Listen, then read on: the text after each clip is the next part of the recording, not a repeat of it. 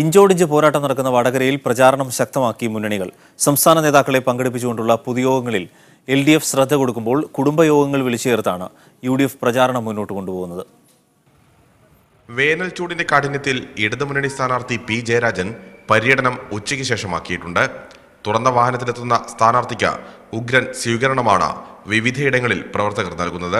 ഇടതുമുന്നണി സർക്കാരിന്റെ വികസന നേട്ടങ്ങൾ ഉയർത്തിക്കാട്ടിയും ഫാസിസത്തിനെതിരായ പോരാട്ടങ്ങൾ എണ്ണി പറഞ്ഞുമാണ് പ്രചാരണം. നമ്മുടെ രാജ്യത്ത് വിപൽക്കരമായ ശക്തിയാണ് RSSും BJPയും. അതിനെ പ്രോത്സാഹിപ്പിക്കുന്ന നിലപാട് കോൺഗ്രസ് സ്വീകരിക്കുന്നു എന്നത് ഗൗരവമായി നമ്മുടെ രാജ്യത്തിലെ ജനങ്ങൾ തിരിച്ചറിയണം. ആ അവിശുദ്ധ കൂട്ടുകെട്ടിനെ തോൽപ്പിക്കണം. ഇടതുപക്ഷ ജനാധിപത്യ മുന്നണി വിജയിപ്പിക്കണം. കാലത്ത് 9 മുതലാണ് UDF സ്ഥാനാർത്ഥി K. മുരളീധരന്റെ പര്യടനം. മണ്ഡലത്തിന്റെ മുക്കിലും മൂലയിലും സ്വീകരണമൊരുക്കി പ്രവർത്തകരും സജീവമാണ്. പരമാവധി കുടുംബയോഗങ്ങളും UDF വിളിച്ചു ചേർത്തിട്ടുണ്ട്.